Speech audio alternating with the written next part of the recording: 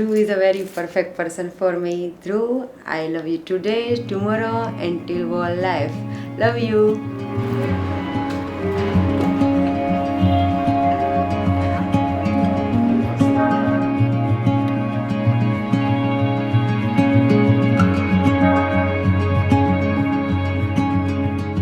પેલું કહેવાય છે ને કે opposite એટ્રેક્ટ્સ.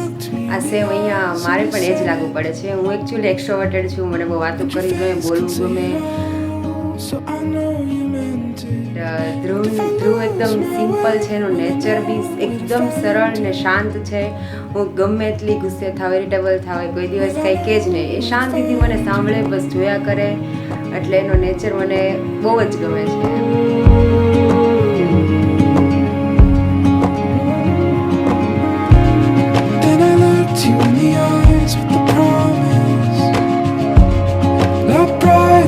Stars, I'll finish what I started. And if you lose your way, you'll know it defines me. In the dark of the night, follow the light, come back home.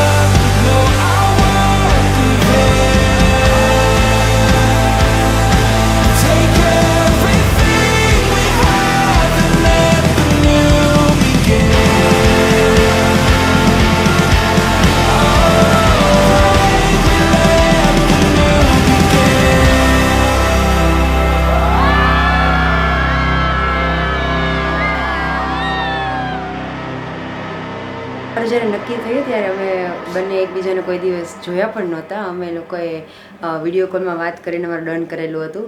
સો અમારી relationship 2 યરની long distance હતી. એમાં અમે ખાલી 2 month જ મળ્યા છીએ સાથે. સો હવે ફાઇનલી મારે એની સાથે રહેવાનું થશે અને એની સાથે જર્મની જવાનું થશે. हाय ओए मेरे डाडे और बाप के ना जमिया कि ना ले ले जानिया.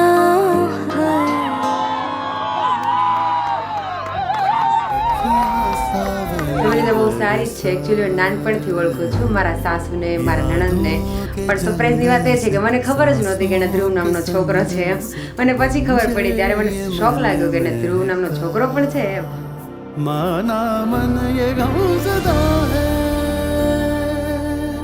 दिल ना दुखे तो क्या मज़ा है, घर जन दे बरसन दे बस दो रूहों की ये बूंदाबांदी.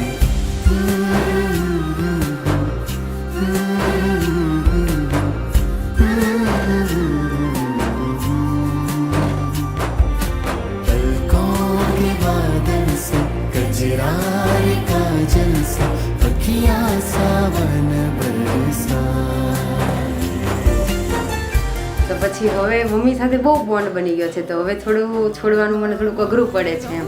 દુઃખ થાય છે કે મમ્મીને એકલું લાગશે આવડા મોટા ઘરમાં.